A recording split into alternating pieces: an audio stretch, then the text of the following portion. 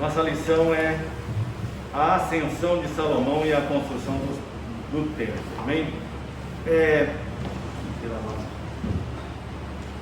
A nossa leitura está baseada em 1 Reis capítulo 8, verso 11. 1 Reis capítulo 8, verso 11, amém?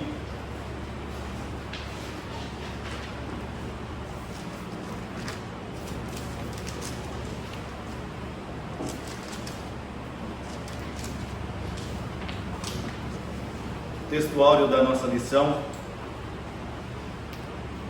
1 Reis 8:11. E não podiam ter-se em pé os sacerdotes para ministrar por causa da nuvem, porque a glória do Senhor enchera toda a casa. Algumas versões diz toda a casa, enchera a casa do Senhor. A nossa verdade prática se encontra com o texto de o pedido de sabedoria feito por Salomão a Deus aponta para a maturidade espiritual de que Deus deseja para os seus filhos. Amém? 1 Reis capítulo 4, a leitura em classe, diz assim, o verso 29 a seguir. E deu Deus a Salomão a sabedoria e muitíssimo entendimento e largueza de coração, como a areia que está na praia do mar. E era a sabedoria de Salomão maior do que a sabedoria de todos os do Oriente, e do que toda a sabedoria dos egípcios. E era ele ainda mais sábio do que todos os homens, do que Etã, Asraíta, e do que Remã, Calcol, Dardá, filhos de Maal. E ocorreu o seu nome por todas as nações em redor, e disse 3.000 provérbios, e foram os seus cânticos 1.005. Também falou das árvores, desde o cedro que está no Líbano até o isopor que nasce na parede. Também falou dos animais, das aves e dos répteis e dos peixes. E vinham de todos os povos a ouvir a sabedoria de Salomão e de todos os reis da terra que tinham ouvido da sua sabedoria. 1 Reis capítulo 6 agora, a partir do verso 1, depois a partir do verso 11 até o 14. E sucedeu que no ano 480, depois de saírem os filhos de Israel do Egito, no ano 4 do reinado de Salomão sobre Israel, no mês de Zeb, este é o mês segundo, Salomão começou a edificar a casa do Senhor. Então veio a palavra do Senhor a Salomão, dizendo: quanto a estas coisas que tu edificas, se andares... irmãos, aqui nessa leitura nós precisamos prestar bem atenção que Deus ele faz uma imposição a Salomão. Essa imposição é feita a qualquer um dos servos do Senhor, ou seja, qualquer um que está dentro da casa de Deus. Nós vamos ver isso nessa lição hoje. Amém? Amém, irmão? Amém. Andares nos meus estatutos e fizeres os meus juízos e guardares todos os meus mandamentos, andando neles, confirmarei para contigo a minha palavra, a qual falei a Davi teu pai, e habitarei no meio dos filhos de Israel, e não desampararei o meu povo de Israel. Assim edificou Salomão aquela casa e a aperfeiçoou. Amém, irmão? Bom, aqui a revista ela mostra objetivos para nós alcançarmos nela. 3 objetivos aqui, seja a virtude de Salomão, qual ela o comportamento orgulhoso de Salomão no fim da sua vida e os feitos de Salomão.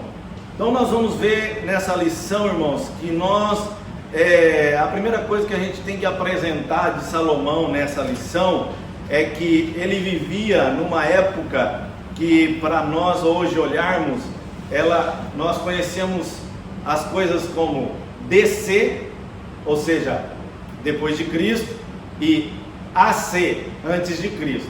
Mas a era de Salomão, ela é AEC. Por que a era AEC?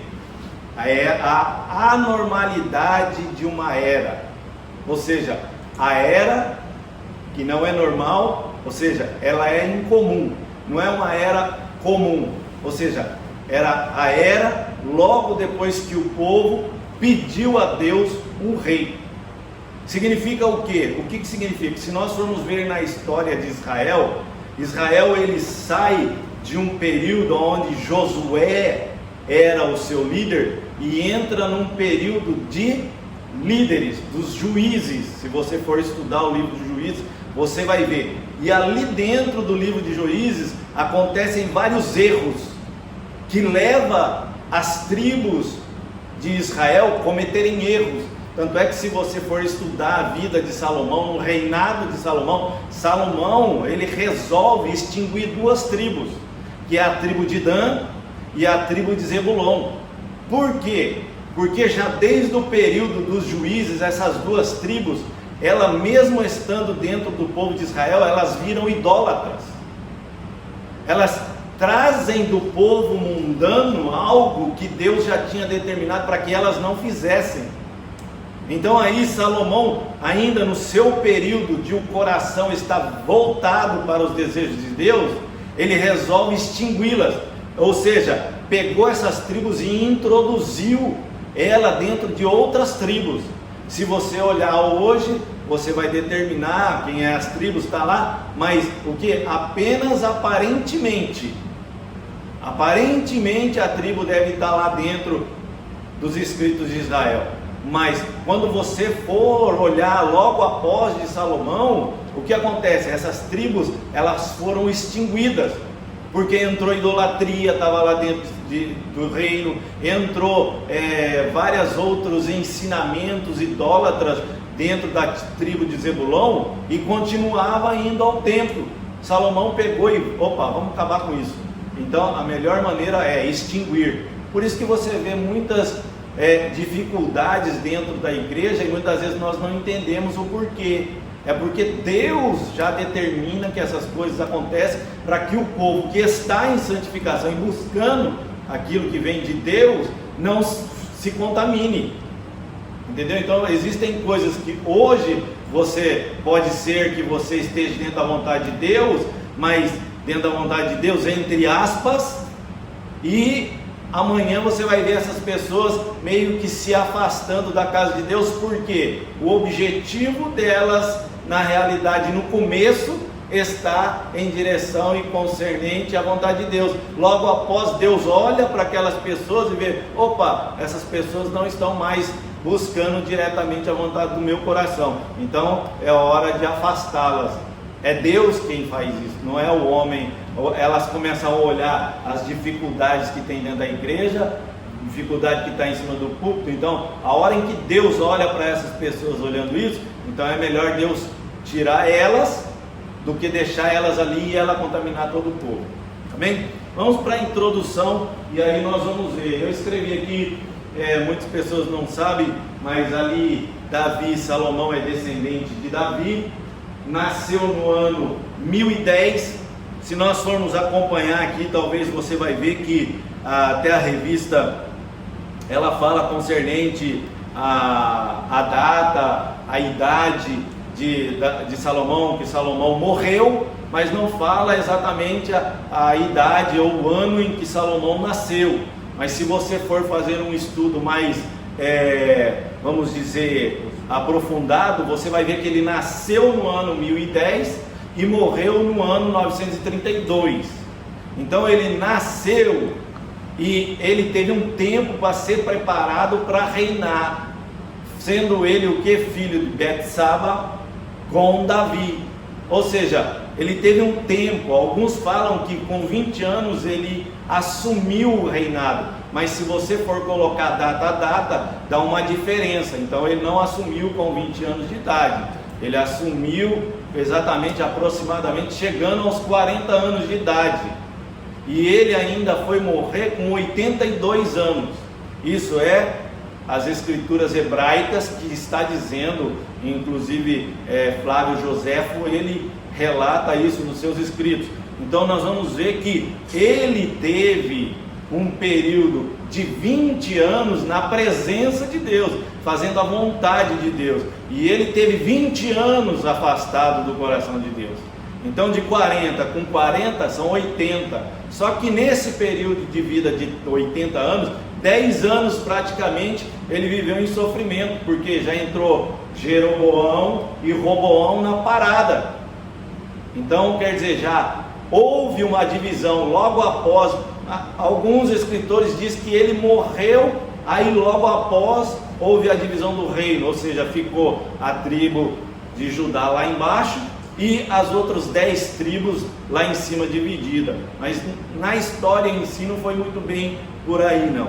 Introdução: por amor ao rei Davi, Deus permitiu que Salomão estabelecesse um reino sólido, próspero, justo, cheio de glória e poder. Foi durante o reinado de Salomão que Israel atingiu o seu apogeu na história. Entretanto, mesmo diante de toda essa grandeza, promovida por sua sabedoria, esse destacado monarca se deixou levar por interesses políticos e desejos pecaminosos.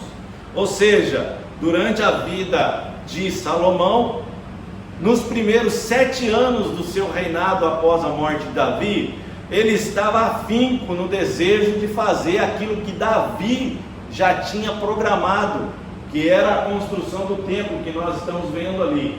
Se eu perguntar para os irmãos ali, os irmãos olhando aquela figura lá, os irmãos olhando para o deserto, o que os irmãos podem transportar na sua imaginação lá do deserto para essa figura aí? Nós vamos ver que lá na figura lá tem a casa dos sacerdotes, lá no fundo tem o palácio e ali no meio tem o que? Se nós formos ver ali o Santo dos Santos, e lá tem as pias que estão ali, e tem a pia do lavatório, que é aonde se lavava o cordeiro antes de colocar no altar de incenso. Só que lá aquele quadrado lá, o que é aquele lugar lá? É o lugar santo dos santos, que é uma coisa muito importante que muitas vezes os crentes não entendem. Não entendem a visão de Deus e não entendem a visão da igreja.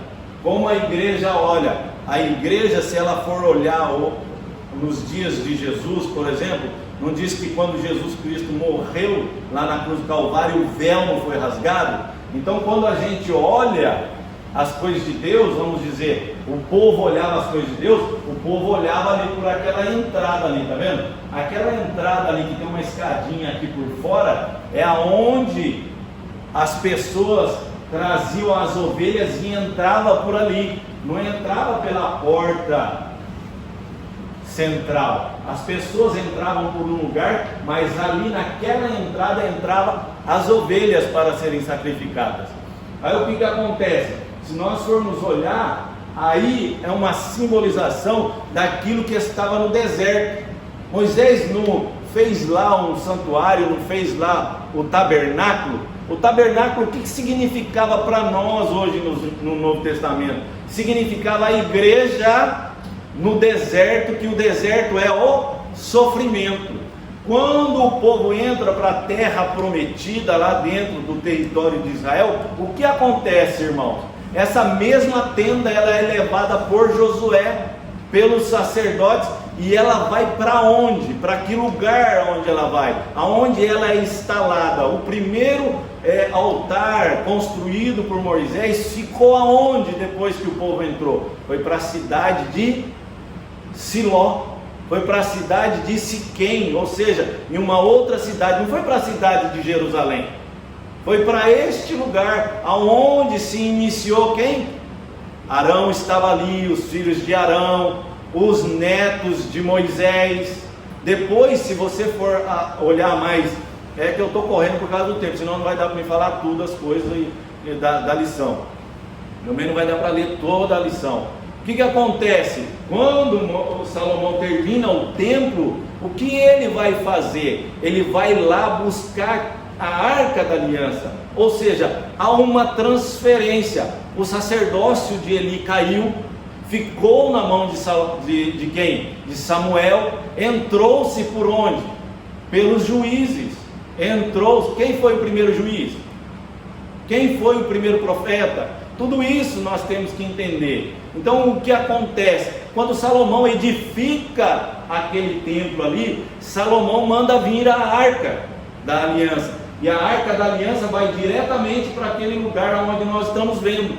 Então o povo olhava, e quando ela viu, ele enxergava, ou ele olhava para aquele lugar, o véu, a arca estava atrás do véu. Quando Deus olhava de cima, a visão de Deus de cima para baixo, o que ele via? A arca.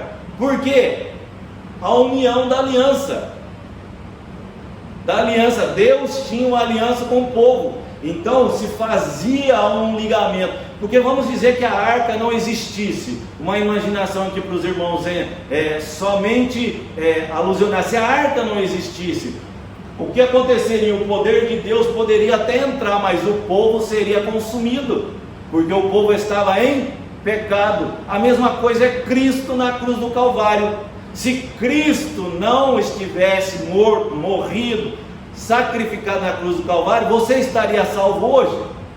Não estaria salvo. Então são símbolos que nós precisamos, simbolização, aprender, para que nós venhamos saber exatamente aquilo que Deus está fazendo conosco. Então, nessa lição, sabedoria de Salomão, primeiro tópico, a virtude de Salomão.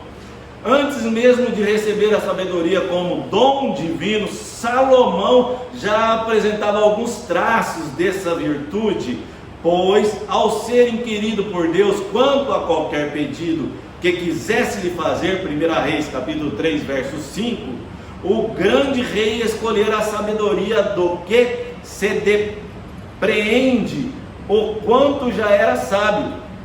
Então antes mesmo dele pedir a sabedoria, ele já apresentava o que? Um certo grau de sabedoria, mas ele já apresentava uma tendência como a de Sansão, de gostar de mulheres que não eram do povo de Israel, de gostar das coisas que estavam fora dos princípios de Deus. Tanto é que ele casa-se com uma mulher que não era o que? Da tribo, que não era de Israel. Ele já casa com uma mulher fora da casa de Israel. Ou seja, ele não pediu dinheiro. Se fosse ganancioso, pediria dinheiro. Se fosse orgulhoso, pediria glória. Se fosse vaidoso, pediria muitos dias de vida. Se fosse vingativo, pediria a morte dos inimigos. Mas de que adiantaria todas essas coisas se lhe faltasse a sabedoria? Salomão teve um elevado senso de prioridade ao pedir a Deus a coisa certa, que é a sabedoria. Tanto é que Tiago, ele diz a seguinte coisa: se te falta alguma coisa, se te falta sabedoria, peça a quem? A Deus, que ele vai te dar. O sábio pede sabedoria, ou seja, Salomão, o próprio Salomão pede sabedoria. Ao pedir sabedoria, Salomão se mostrou um homem humilde. Humildade, irmãos. Irmãos, se vocês olharem para o jardim do Éden, eu sei que alguns pregadores não falaram isso na lição, aí pelo YouTube, mas eu vou falar aqui hoje. Se você ver todas as lições que estão expostas aí, até alguns já postaram até a lição número 2, já estão adiantando para que as visualizações aumentem, mas a intenção não é que o vídeo aumente visualização, mas é trazer um conhecimento. O que quer dizer a humildade? Nós precisamos olhar algo que Deus, ele tem um plano, ele tem um projeto, e ele não sai desse projeto. Se você for olhar o que significa quando Salomão pede sabedoria e pede a humildade junto com ela, olha só, quando você olha lá no jardim do Éden, você vê que Deus não criou Adão e Eva juntos na mesma hora. Porque a humildade, irmãos, é quando você tem a capacidade de se reconhecer sozinho, só entre você e Deus. Aí Deus faz a mulher, mas Ele não faz outra pessoa junto com a mulher, para que ela seja humilde. Por isso que a Bíblia diz que é 1 mais 1 se tornam 2 e 2 se tornam 1. Por quê? Para que seja uma humildade. Até nisso Deus, Ele planejou para a igreja. Não é as igrejas estarem divididas e pensarem divididas, é a igreja estarem divididas e pensarem unidas, para que o povo seja edificado e ganhado aí do lado de fora. Amém? Amém. Salomão teve um elevado senso de prioridade a pedir Deus as coisas certas. Pedir sabedoria. Salomão se mostrou um homem humilde, e isso pode ser constatado em uma das respostas que Deus deu ao Senhor. Numa das respostas que deu ao Senhor: sou ainda menino, pequeno, não sei como sair, nem como entrar. Significa que ele tinha plena consciência da grandeza de sua tarefa. Se nós olharmos a tarefa de Salomão, era edificar um reino e continuar nos pés do Senhor, permitindo que a imponência do seu reinado lhe conduzisse à prepotência. Ao contrário, demonstrou profundo autoconhecimento, o que é peculiar a toda a pessoa sábia. Irmãos, conhecimento, ele é bom, mas você tem que saber administrá-lo, porque senão, sabe o que acontece? Você se torna parcial ou imparcial. Irmão presbítero Emanuel, o que é imparcial? Irmão, pode explicar o que é imparcial? E o que é parcial? Imparcial é sozinho, né? Algo que você está buscando, não sei. Irmão Silvio, o que é parcial e imparcial? Parcial é como se fosse um pensamento único. Parcial? Imparcial. Imparcial. E parcial? Parcial é porque é um pensamento em conjunto. Então, William?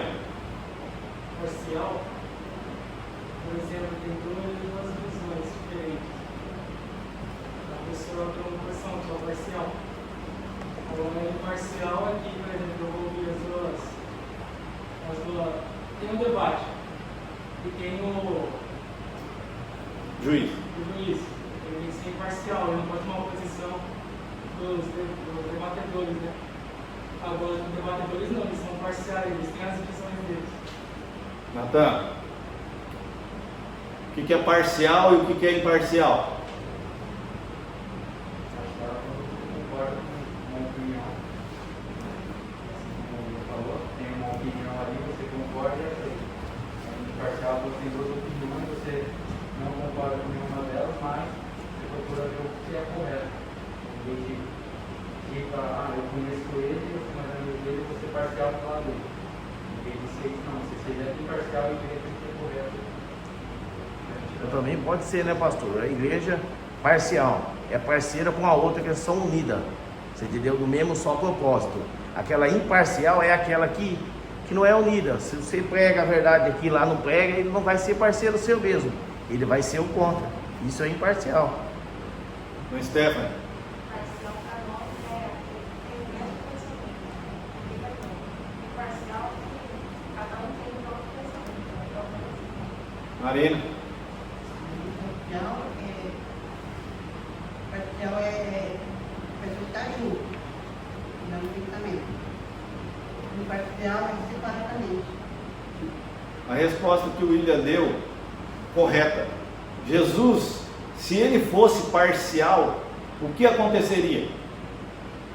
Jesus foi imparcial ou parcial? Hã? Imparcial. Imparcial. Por quê? Ele não podia pegar e fazer um julgamento puxando só para um lado. Isso é um juiz injusto. E se ele fosse parcial, ele teria que julgar de outra maneira. Ele foi imparcial. Porque se ele fosse parcial, ou seja, se ele fizesse um julgamento da maneira dele, humana, como nós fazemos, ele estaria fazendo um julgamento humano. Seria parcial ou seria imparcial o julgamento de Jesus? Teria que ser imparcial, porque todo mundo vai estar no mesmo nível. Então, veja bem, até nisso Deus deu sabedoria para Salomão. Sabe por quê? Olha só, a sabedoria na prática de vida. Tiago escreveu a sua epístola que existe uma falsa sabedoria que se evidencia pela inveja e sentimento faccioso. Essa sabedoria não vem de Deus, mas é terrena, animal e diabólica. Tiago capítulo 3, verso 15. Alguém pode, por favor, abrir aí e ler? É fruto de ciúme, divisionismo, perturbação e obras perversas. Tiago capítulo 3, verso 16. No entanto, o apóstolo asseverou que se alguém não tem sabedoria, peça a Deus, que a todos dá liberalmente. Tiago capítulo 1, verso 5. As características desta virtude que vem do alto são a pureza, pacificação, a prudência, a benevolência, a misericórdia, bons frutos, a imparcialidade e a sinceridade. Veja bem, aonde está o quê? A verdadeira sabedoria está onde? As características dessa virtude que vem do alto são pureza, pacificação, prudência, benevolência, misericórdia, os bons frutos, a imparcialidade e sinceridade. Quem achou pode ler, por favor. Tiago 3, 15 e 16. Mas não é a sabedoria que vem do alto, mas é terreno, animal e diabólico. Porque onde há inveja e espírito faccioso, aí há a perturbação de toda obra perversa. Amém. Toda obra é perversa. A síntese do tópico 1: a virtude deve ser uma marca do cristão autêntico, a partir de uma vida vitoriosa, virtuosa. Os filhos de Deus serão abençoados em tudo que fizer. Em tudo o que fizer. Amém?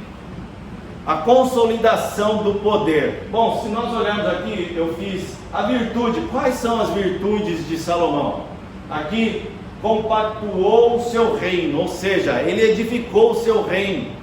Os 20 primeiros anos de Salomão, Salomão foi um rei, 7 anos construiu o templo, mais 7 anos ele construiu o palácio e foi fazendo obras, construiu o templo, firmou um pacto com vários reis, ou seja, enriqueceu o seu reino, certo? Então, Salomão ele foi trabalhando para que o reino de Israel se tornasse um dos maiores reinos, porque hoje nós vemos Israel ali, Israel muito pequeno, mas ele já foi muito maior do que ele era. Ele já foi muito maior do que ele é hoje. Então, se você for ver, já vinha de Davi a sua ascensão, ou seja, Davi trabalhou. Deus falou assim: ó, você não vai construir o templo porque você tem as mãos sujas de sangue, mas não se afastará da sua casa. William, tem como você pegar um apagador lá para mim, por favor? Não se afastará da sua casa, ou seja, ele era judeu, da tribo de Judá, e realmente Deus não tirou essa promessa da vida dele. Agora, a apostasia de Salomão. O que aconteceu? Para ele ter as virtudes, a construção do templo, tem que dar uma olhada. Para ele construir, fazer um reino forte, o que aconteceu? Ele colocou vários impostos, vários tributos, ele colocou, até escravizou o seu próprio povo de Israel para que isso fosse feito. E com isso veio o quê? A degradação social, casou com filha da Faraó, aquilo que foi proibido. Ou seja, se você for estudar a Bíblia, você vai olhar aqui, irmãos, não adianta nós, os convertidos dentro da igreja, querer se convencer de que o Novo Testamento está totalmente separado ou separado do Velho Testamento, não. Quando Deus pede para você estudar as Escrituras, você vai ver que nas Escrituras tem 50 capítulos falando só daquilo lá, somente de Israel, da construção do templo, como o templo deveria ser, como os ornamentos. Isso traz uma união entre Novo e Velho Testamento, desde Êxodo, Levítico, Deuteronômio. Muitas pessoas falam assim: não, estuda mais Deuteronômio. Não, irmãos, no Deuteronômio só tem 4 capítulos, enquanto os outros livros um tem 3, outro tem 23. No Novo Testamento, no livro de Hebreus, já tem mais 6, completando esses 50 capítulos que fala a respeito de como a igreja tem que ser, como a igreja deve ser, como o povo de Deus tem que ser para ser aceito a adoração diante de Deus. E fala 50 capítulos simplesmente só sobre aquilo ali, só sobre a construção do templo e a ornamentação que existe dentro, cada significado. Então, o que acontece? Para que essa bênção chegasse, chegou também os problemas. Moisés falou assim: olha, até ontem na pregação, a irmã, ela citou um versículo muito interessante. Se nós formos ver na pregação de ontem, e eu anotei algo muito interessante que ela disse, que de maneira alguma, em Isaías, Deus arduamente advertiu o povo sobre voltar a sua memória ao Egito. Está escrito em Êxodo, exatamente na passagem em que a irmã leu ontem, aqui na hora em que ela pregou, em Êxodo capítulo 14, verso 13 a 16, que o povo de Israel jamais poderia trazer à sua memória aquilo que eles fizeram no Egito. E Salomão fez o quê? Casou com a filha de Faraó. Para quê? Para fazer com que a aliança ficasse mais forte. Aquilo que Deus determinou para que o povo não fizesse, chega ao rei, é colocado como rei, e aí o que acontece? O próprio rei dá um mau exemplo de casar-se com outra pessoa, com aquilo que Deus havia determinado que não fizesse. Aí, mais uma coisa, amou outras mulheres, teve 700 esposas, apenas sabe por quê, irmãos? Para que se consolidasse as alianças econômicas. Ou significava, Israel tinha os melhores portos, Israel tinha as melhores rotas de evacuação, ou seja, o reino daqui precisava vender, que já naquela época existia uma comercialização de produtos do Oriente para a Europa, para os governos na Espanha, ou seja, a Inglaterra já se existia, tanto é que se nós formos olhar mais para frente, a Inglaterra ela invade e toma conta até 1900 e alguma coisa, 68 por aí, ou para mais, ou menos, mais ou menos por aí. Você vai ver porque os ingleses ele têm na mente que aquilo que João escreve no Apocalipse da Nova Jerusalém, eles passam a crer que a Nova Jerusalém já era a Jerusalém ali, essa Jerusalém que está em Israel, vai e invade Israel e toma aquilo lá. Tanto é que eles libertaram Jerusalém agora há poucos anos, está dentro da nossa história, se nós formos ver. Então, irmãos, nós precisamos trazer a nossa memória de que nós não podemos sair ao mundo, praticar as coisas do mundo, voltar a nossa mente ao mundo, porque, olha aqui o que aconteceu, veio a bênção, mas veio os problemas. Aí o que aconteceu? A tragédia, veio a tragédia para dentro do povo, veio a divisão, mas só que Deus fez algo muito maravilhoso na vida de Salomão. Ele não dividiu o reino enquanto Salomão estava vivo, ele não dividiu. Vamos lá, consolidação do poder, a glória do reino de Salomão. O reinado de Salomão não apenas se tornou amplo em termos territoriais, mas foi firmado e estabeleceu em paz e justiça.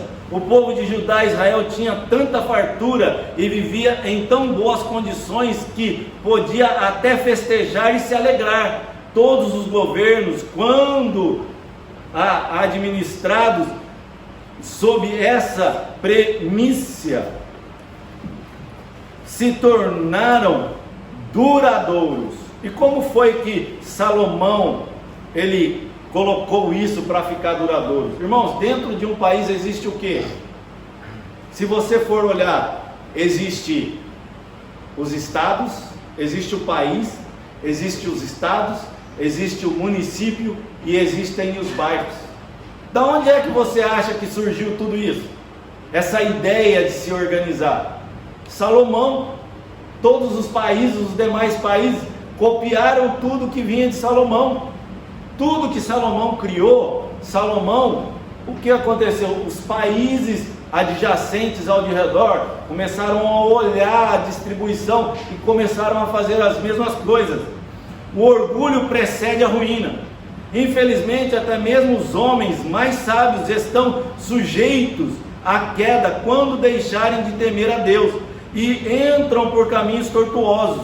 Os desvios de Salomão foram chegando aos poucos à medida que fazia pequenas concessões em seu coração e estabelecia acordos e conchavos políticos que deterioraram sorrateiramente seus valores espirituais.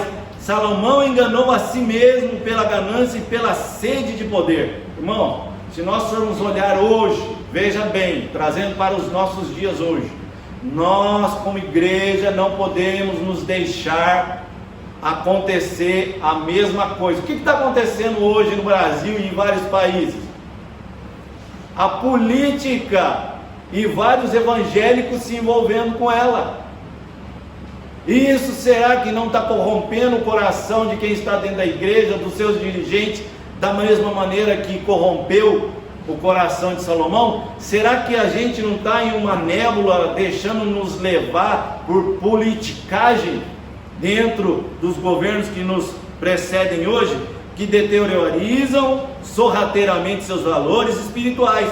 Salomão enganou a si mesmo pela ganância e pela sede de poder, que deixou invadir seu coração. Todavia, é importante destacar que isso não aconteceu no início do seu reinado, ou seja, durante 20 anos ele foi fiel. Os restantes dos 20 anos ele não foi fiel, degradou-se. Essa degradação de valores começou conforme Salomão permitia que pequenos desvios assumissem proporções gigantescas. Deus, ele tem um propósito na vida de cada um de nós, irmãos. E veja bem, tudo que Salomão ele fez foi muito importante. Só que eu quero fazer algo muito interessante aqui, que os irmãos vão se assemelhar. E se alguns irmãos já olharam na palavra de Deus, já estudaram o livro do Apocalipse, eu vou até apagar aqui porque não vai dar para falar tudo. Tem como o irmão Natan mudar para mim lá a mensagem? Veja bem, nós olhamos ali aquele templo ali e você vai ver que Salomão ele construiu aquilo ali. Na tua Bíblia, no livro de 1 e 2 Reis, 1 e 2 Crônicas, vê que construções, não foi só o templo que Salomão construiu. Isso aí, irmãos, representa na realidade a igreja. A igreja que estava no deserto, Deus tirou, prosperou, tudo isso. Só que é interessante que aí existe um lugar santo dos santos, está vendo lá? Onde tem dois animais lá dentro, lá, ó, onde a arca ficava. Existe algo muito interessante que eu quero mostrar para os irmãos. Ali, se você for ver, ele está assim, ó, certo? É onde a igreja olha. Aqui tem o que? O véu. Só que para a construção daquilo lá, Deus deu medidas a Moisés. Depois, Davi também, no seu projeto, quando Deus olha de cima do céu, para aquele lugar lá, existe um quadrado. E nesse quadrado existem umas medidas, assim, aqui, cada lateral, certo?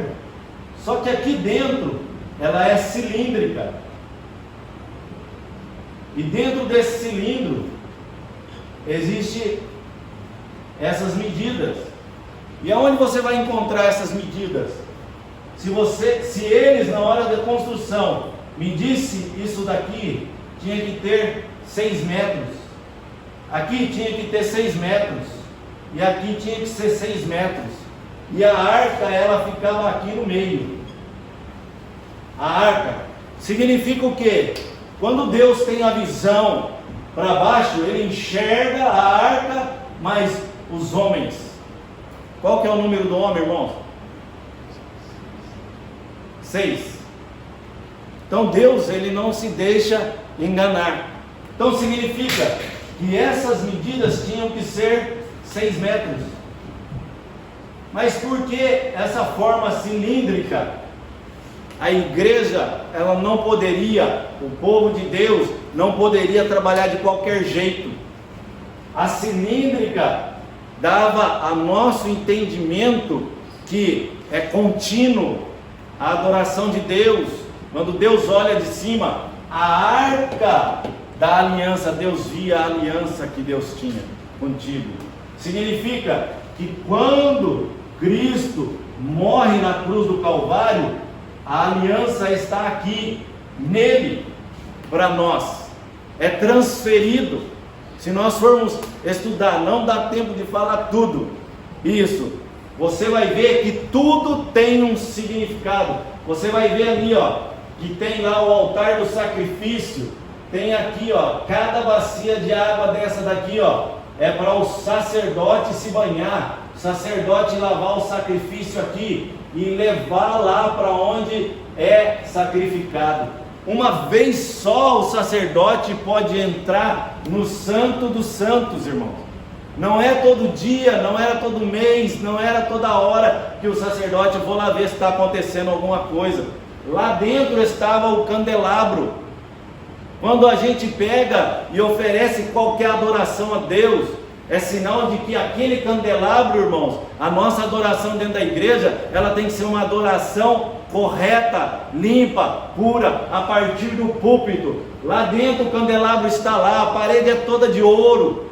Sabe quantas toneladas de ouro? Depois você pesquisa pela internet, não sei se você vai achar. Os Estados Unidos têm hoje quantas toneladas de ouro existiu ou existe no Japão? Salomão conseguiu adquirir 18.000 toneladas de ouro para Israel.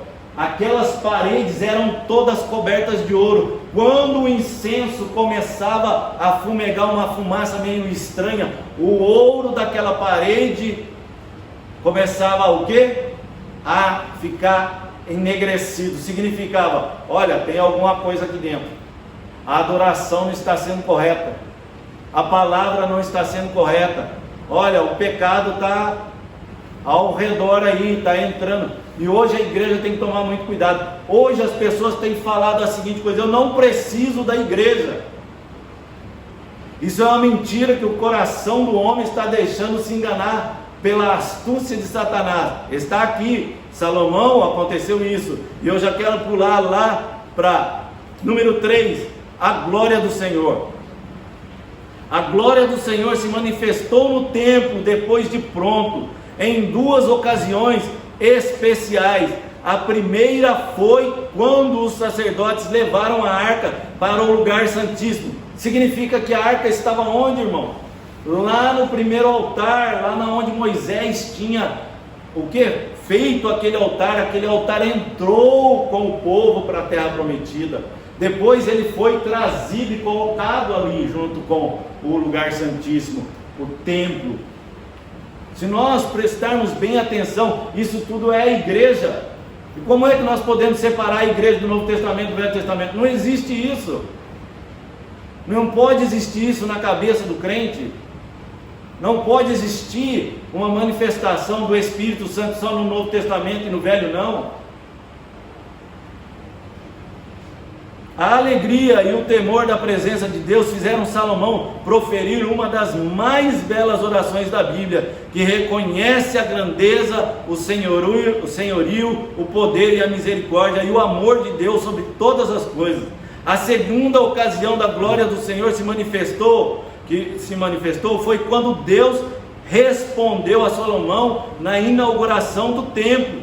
Deus, desta vez, além da glória, desceu também fogo do céu e consumiu o holocausto e o sacrifício. O que aconteceu no dia de Pentecostes? Não desceu labaredas de fogo sobre a cabeça do povo? O que aconteceu lá no sacrifício, onde Elias mata lá os 400 profetas? Desceu o que? Fogo. Hoje nós temos que tomar muito cuidado com aquilo que nós estamos fazendo na casa de Deus. Não é servir a Deus de qualquer maneira. Olha só, no subsídio histórico, o que o autor escreve aqui: também foram convocados 30 mil, olha a quantidade de pessoas convocadas para o trabalho que Salomão se fez a fazer. 30 mil cortadores de lenha, para que mensalmente, em turnos de 10 mil homens, fossem auxiliar os trabalhadores de Hirom, no Líbano. 70 mil carregadores foram destacados para o serviço, mais 8 mil cortadores de pedras. Todos os trabalhadores foram supervisionados por 3.300 homens que respondiam diretamente a Adonirão, o oficial encarregado dos trabalhadores forçados. Então, irmãos, nós não podemos deixar de aprender que o templo representa nós hoje. Aquilo ali é nós, a igreja dos nossos dias. Alguns irmãos, igual eu ouvi hoje, essa semana, uma frase: eu não preciso mais ir à igreja. Aí a pessoa ainda se justificou: a igreja me fez mais mal do que bem.